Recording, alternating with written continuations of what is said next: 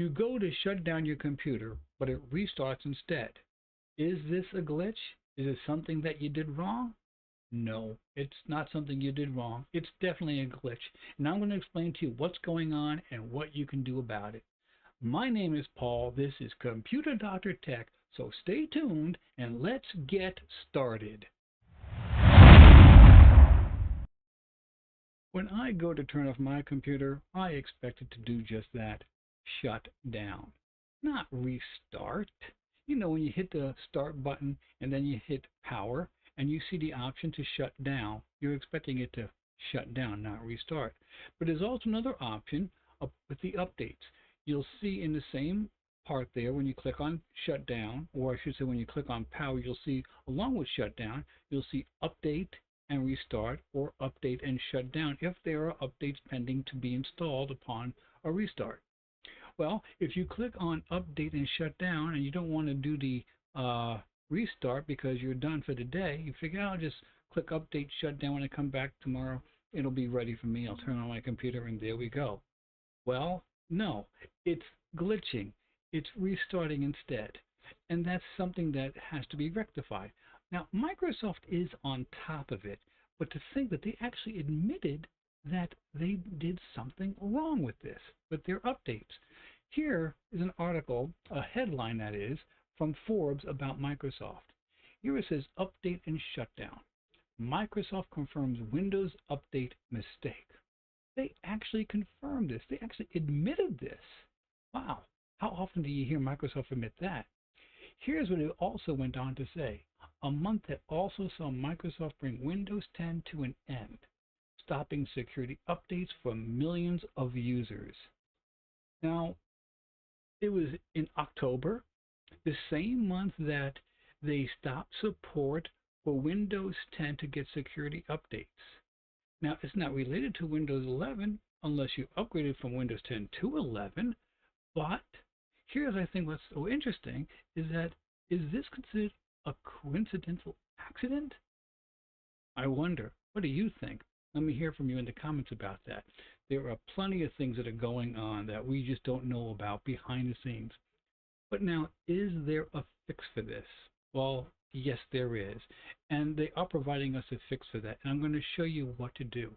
So let's go to the computer and take care of this now. Click on the start button and find settings, looks like a gear, and click on that.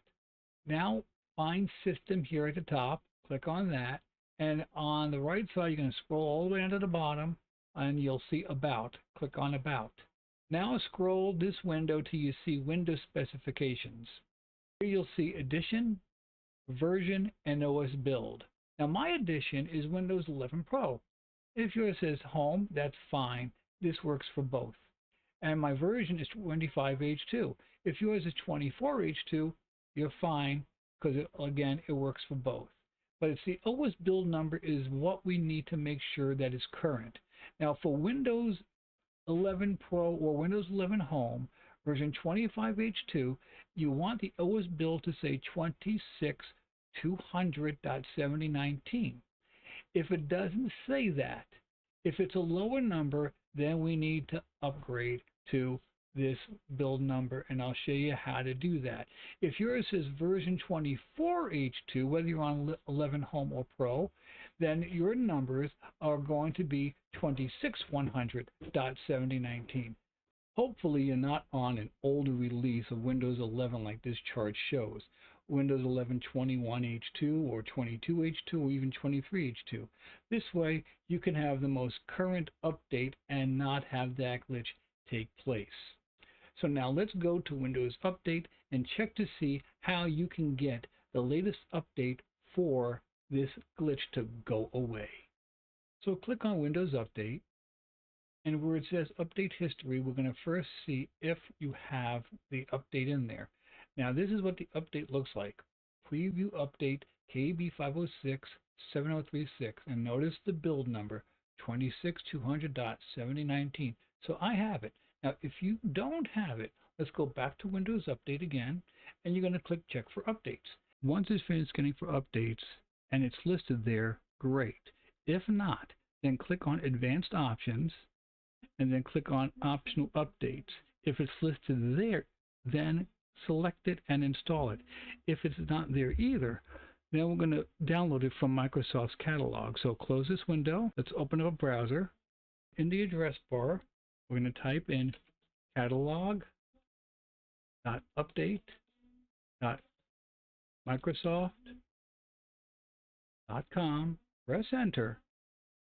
Now in the search bar, we're going to type in 26200.7019 and then hit enter. Now here we have two links. One is for ARM64 based systems, which are primarily laptops and mobile devices, and x64 based is primarily desktops. So whichever one is yours, you'll make that selection and you'll click on download. Now of the two links that show up, you want KB5067036. So just click on this one and it'll start saving it automatically. As you can see, the download is taking place. One download in progress. This is quite a large file, 3.3 gigs, so it will take some time.